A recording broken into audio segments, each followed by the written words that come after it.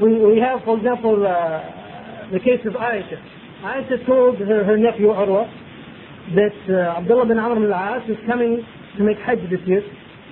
So go to him and ask him about some hadith of the Prophet ﷺ that he had heard. And he was living in Egypt, so he's coming to make Hajj. This is a good opportunity. And even among themselves, they used to learn hadith and spread hadith. It's a good opportunity for her to hear the hadith that Abdullah knew. So Urwa went to him and asked him about hadith that he'd heard from the Prophet ﷺ, and he told him some hadith. So he came back to Aisha, and he narrated those hadiths to her.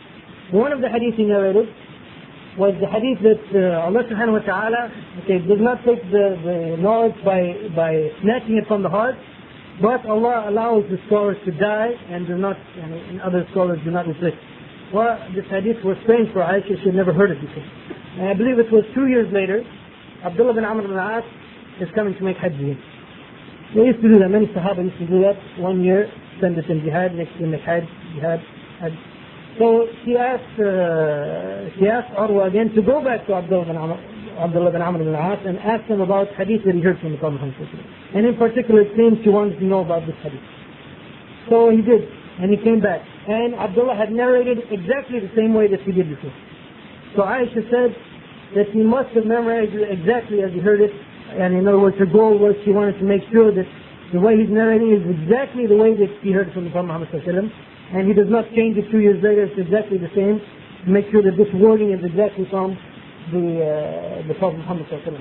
So these things from the time of Abu Bakr, from the time of Umar and Aisha and so forth, these are really the development of the science of Jarh wat-Taʻdīl, where basically narrators are graded and tested to see how good they are. And in later years this test was, or this science was, we have biographical dictionaries of thousands of narrators. You will not find this in any other society, any other civilization, nothing like what you will find among the Muslim Ummah. Well, this practice of checking and making sure that people are narrating properly, and it continued. For example, what they used to do sometimes, one of the common ways of passing on hadith is that sometimes the sheikh would bring his book and he would read his book to the students. And usually, for example, you'll find a hadith, and then after the hadith, in many of the early manuscripts, and even, by the way, from early times they used to mention everyone who was present at that session, and like taking roll, so-and-so was here. Sometimes they would mention that so-and-so entered after the fourth hadith, and it was like taking roll. Well, after the hadith, you'll find a big circle like this. The purpose of this circle is that after they would read, for example, if sometimes they would do it the other way, that they would read to the sheikh. So after every time they would read the hadith to the sheikh, they used to put a line to it.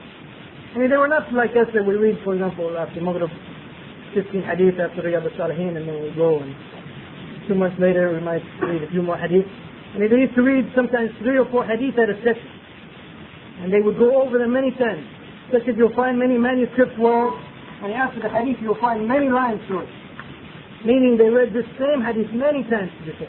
So what they used to do sometimes to test the sheikh is that the student, and so sometimes, as I said, either the sheikh reads to the student, sometimes the sheikh gives his book to the student, and the student reads the hadith. So in this way the sheikh can concentrate fully, and he doesn't have to worry about reading. He can concentrate fully on the hadith. And after the student reads the hadith, if he approves of it, if it's correct, he will nod or something of that nature, showing that this is the hadith. So sometimes what they used to do is they used to bring hadith that are not from the book, not from this book, and not from this sheikh. And they used to read hadith. Or the sheikh just said, yeah, that's my hadith. And it's not actually his hadith. This was some of the ways that they would notice that this person is not careful in narrating hadith, and this person is not able, or is not able to distinguish his hadith from other hadith. So if he's known to do this often, and he will be known as a weak narrator hadith. This person doesn't know his own hadith that he's narrating.